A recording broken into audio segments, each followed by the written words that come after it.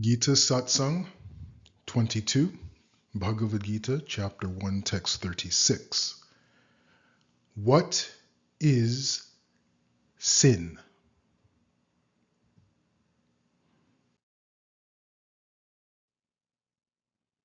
Krishna actually addresses the issue of sin in chapter 2, text 33. But we will bring it up here because Arjuna has brought it up here. And we'll explore it. Arjuna says to Krishna, sin will overcome us if we slay such aggressors. Therefore, it is not proper for us to kill the sons of Dhritarashtra and our friends. What should we gain, O Krishna, husband of the goddess of fortune? And how could we be happy by killing our own kinsmen? So in Gita Satsang 21, previous to this one, we identified and discussed how Arjuna is disguising his attachments as love. And we clarified the difference between attachment and love. Not only the difference, but how love is nothing to do with attachments. In fact, how attachments stifle love. But here again, Arjuna brings up his attachments. How can we be happy by killing our own kinsmen? His happiness, he believes, is caused from an external situation. What happens around him is the cause of his satisfaction and happiness.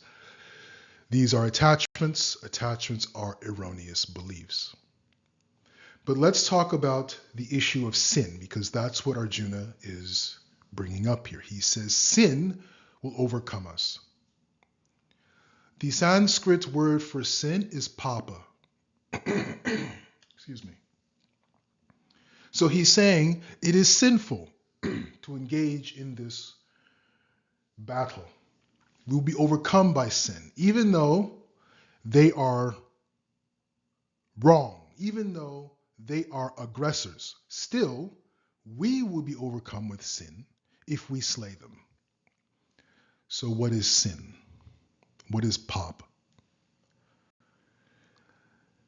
There is pop, or sin, and then there is punya, or piety.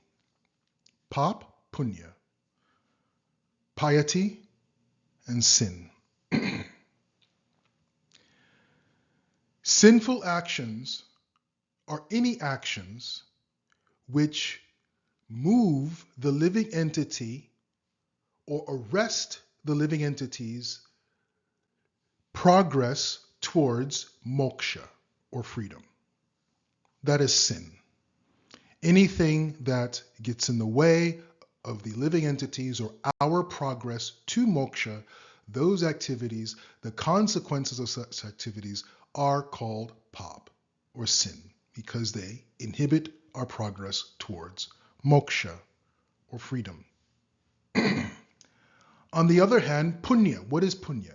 Punya are activities that facilitate our progress towards moksha. The end goal is always moksha, freedom. Freedom from conditioning of the material nature. Freedom from the Arisha Dwargas. Freedom from samsara. That is always the goal. So activities, or the consequences of such activities that inhibit our progress towards moksha, those are called sinful activities. Those activities that facilitate our progress towards moksha, freedom, those activities are called punya, or pious activities, and give pious consequences, or they facilitate our progress going forward. Excuse me. So Arjuna is saying sin will overcome us. In other words, our progress towards moksha will be inhibited, will be obstructed if we engage in this activity. So now the question becomes, so what are these activities? What is sin? What are these activities that inhibit our progress towards moksha? And what are the activities that facilitate? What are pious activities? What are activities that facilitate our move towards moksha? This is the question.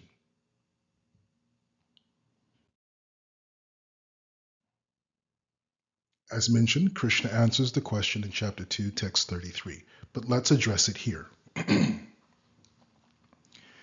The answer is Svadharma. When we engage in our Svadharma, that is punya. If we do not engage in our Svadharma, that is pap, sinful. Very clear, very easy to understand. Sinful activities are activities that are not in connection with or is not in following our Svadharma. Pious activities are activities that are based on or in accordance with our Svadharma, in harmony with our Svadharma. Those activities are punya. Those activities lead to or facilitate our progress toward moksha.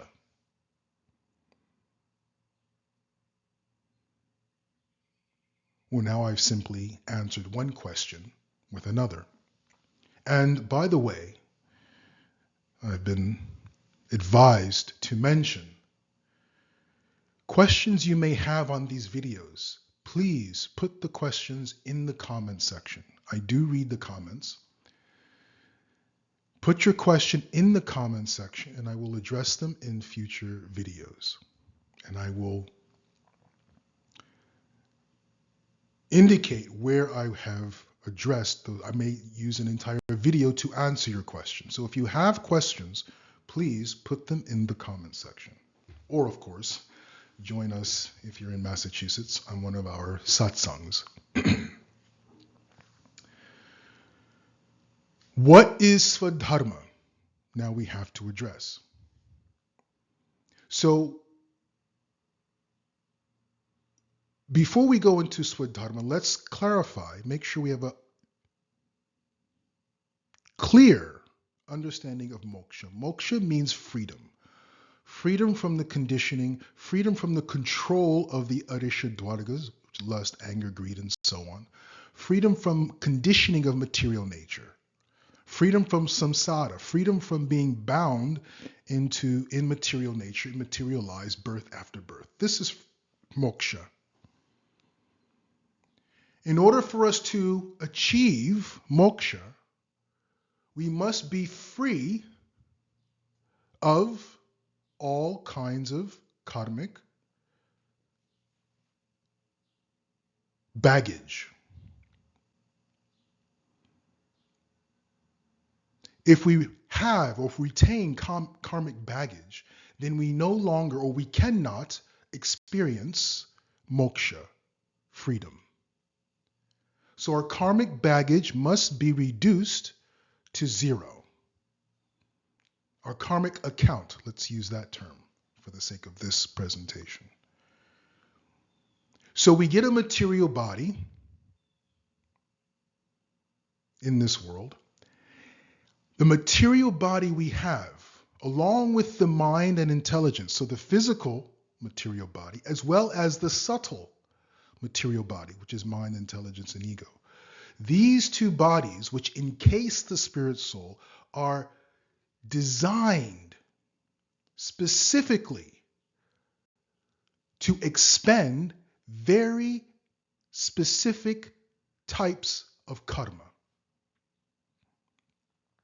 This body, this mind, was tailor-made to expend, to extinguish very specific types of karma. That's why every single body is unique. The intellectual and mental nature, personalities of every individual in the world is unique. because it is designed to experience and therefore extinguish very specific types of karma. Svadharma is the nature, is the recognition of that. It is the fulfillment of the physical material body, the subtle material body in this world. So our Svadharma is what we do with this material body, with this subtle material body, gross and subtle material bodies, in order to expend the karma that this particular life was supposed to expend and extinguish. For example,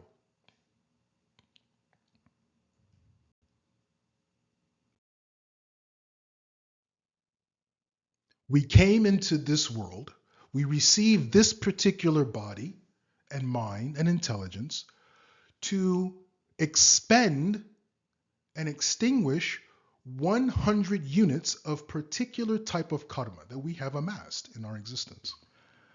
Right? Let's say we have in our karmic account 1,000 units of karma of all varieties, 1,000 units.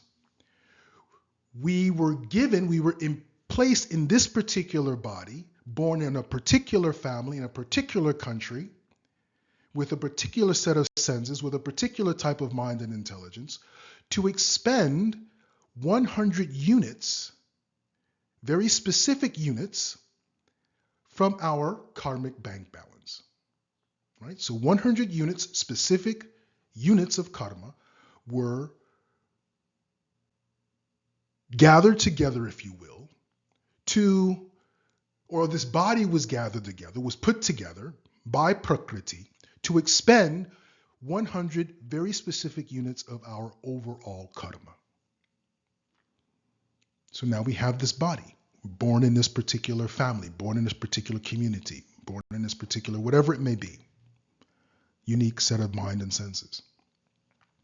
As a human being, we must then choose to use this body to its fullest potential. If we use this body to its full potential, if we use our mind, our intelligence, and this body to its full potentiality, then we will have expended those 100 units of karma, and we only have 900 left until we experience moksha, complete freedom.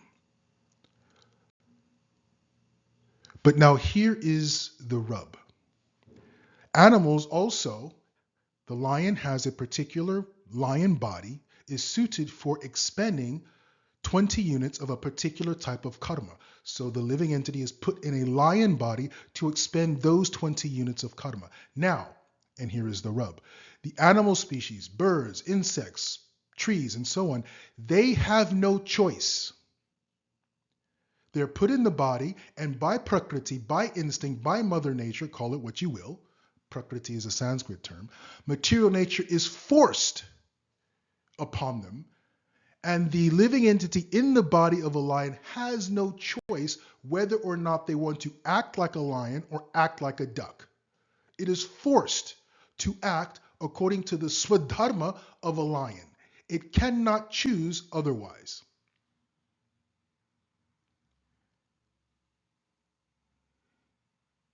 The living entity then goes into the body of a duck, expends by the force of material nature, by force of Prakriti, it expends that particular type of karma pertaining to a duck, or which the duck body facilitates. And it goes from one body to another, forced by material nature, but it is expending karma. So that's a good thing. It's expending those particular types of karma that it has accrued over lifetimes, is expending those particular types of karma and coming closer and closer and closer to moksha.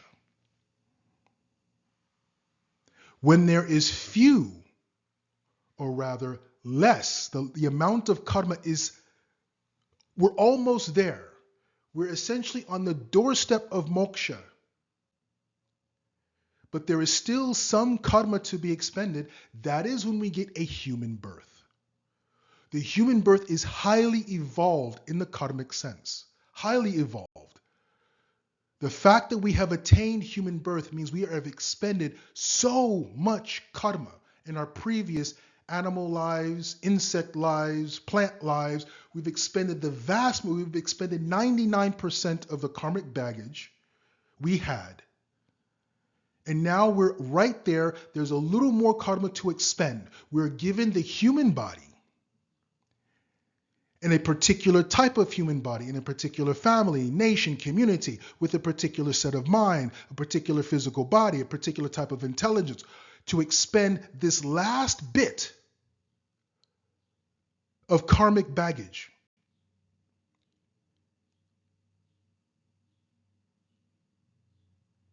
Now, here, we have to choose to do so. And the reason we have to make the choice is because that is what freedom is about. That is what moksha is about. It's about choice. Before coming to the human species, there was no choice. The bodies we were given that were forced upon us expended the vast amount of karma we had. But we were not given a choice. Now that we are so near moksha, now we have to choose. It's almost like a practice session, that if given freedom, what would you choose? This is the value of the human form of life.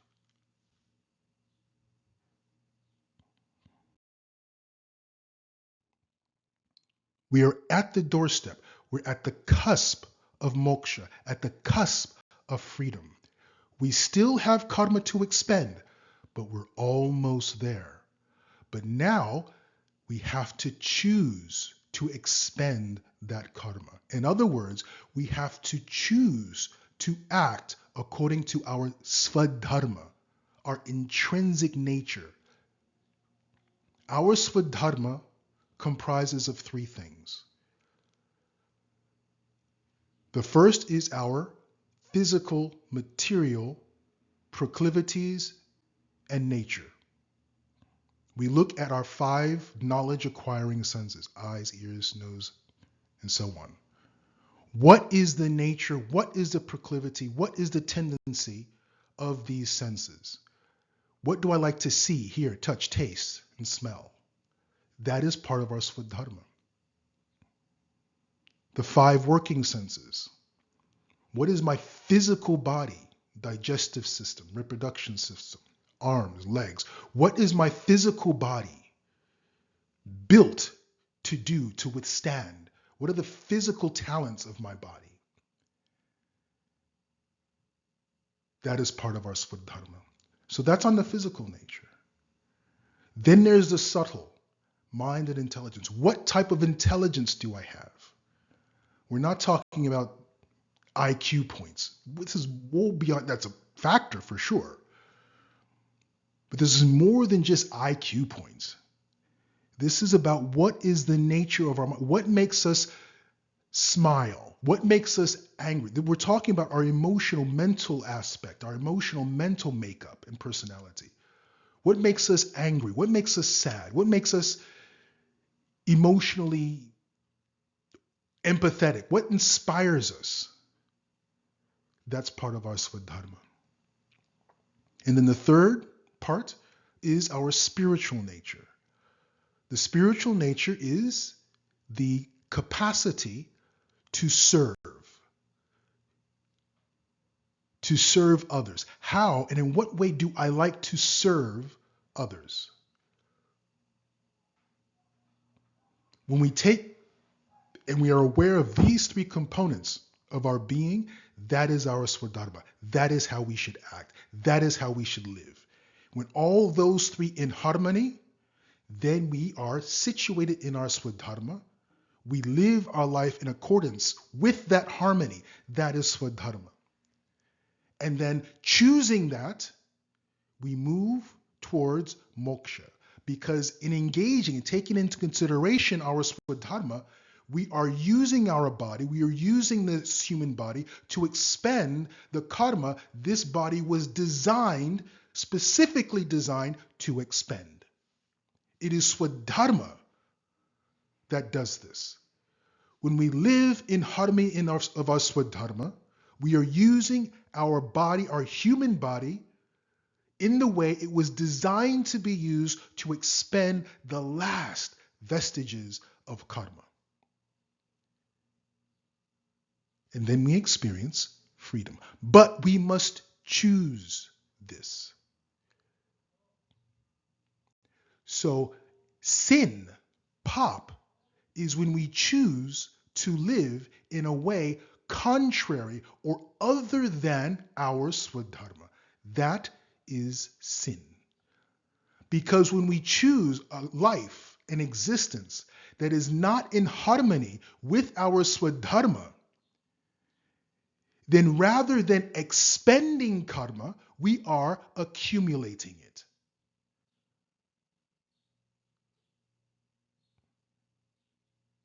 We were given this body to expend a particular type of karma. When we are acting in opposition to that, or not taking that into consideration, then not only are we failing to expend the karma we came into this world to expend, but by going down another path, we are creating karma on top of the karma that we already have that we were supposed to expend. So we came into this world to extinguish 100 units of a specific type of karma. We were given a body, a mind, and a senses to expend all 100 units of this particular type of karma. And what do? We choose to live in opposition of our Svadharma. So those 100 units of karma are not being expended. Quite the contrary. Now going down this other path, we are accruing additional karma.